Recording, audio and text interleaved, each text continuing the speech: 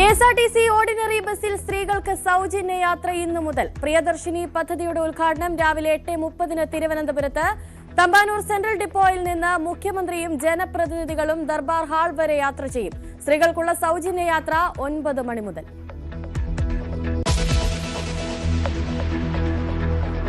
പ്രിയദർശിനി പദ്ധതിയുടെ ഉദ്ഘാടന ചടങ്ങ് ബഹിഷ്കരിക്കാൻ പ്രതിപക്ഷം.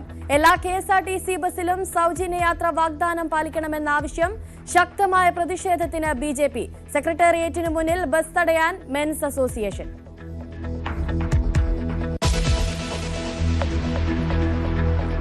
മാസപ്പടി കേസിൽ പ്രതികളെ ഇഡി ഇന്ന് മുതൽ ചോദ്യം ചെയ്യും. സിഎംആർഎൽ എംഡി ശശിധരൻ കർത്തയുടെ മകൻ ശരണസ് കർത്ത ഇന്ന് ഹാജരാകും. പിണറായി വിജയന്റെ മകൾ വീണ ടി ഹാജരാകേണ്ടത് ബുധനാഴ്ച.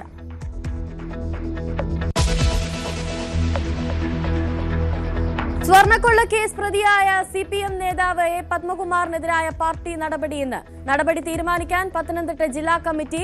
നടപടിക്ക് പിന്നാലെ പത്മകുമാറിന് നീക്കം എന്തെന്നത് നിർണായകം.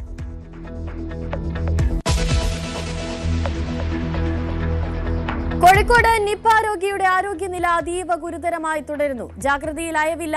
പ്രതിരോധ മരുന്ന് നൽകി തുടങ്ങി. രോഗിയുമായി സമ്പർക്കം പുലർത്തിയ എല്ലാവരുടെയും ഫലം നെഗറ്റീവ്.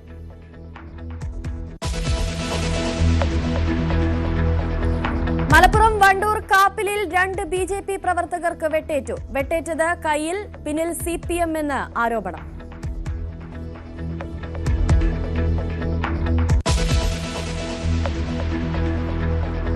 ഒടുവിൽ പശ്ചിമേഷ്യയിൽ സമാധാനം പുലരുന്നു. വെടിനിർത്തൽ പ്രഖ്യാപിച്ച ട്രംപ്. വെള്ളിയാഴ്ച ജനീവയിൽ വെച്ച് കരാർ ഒപ്പിടും. സ്ഥിരീകരിച്ച് ഇറാൻ. ഇറാനെതിരായ നാവിക ഉപരോധം അമേരിക്ക പിൻവലിക്കും.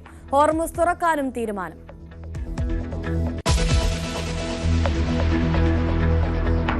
ലോകകപ്പ് ഫുട്ബോളിൽ ജർമ്മൻ ഗോൾ മഴ.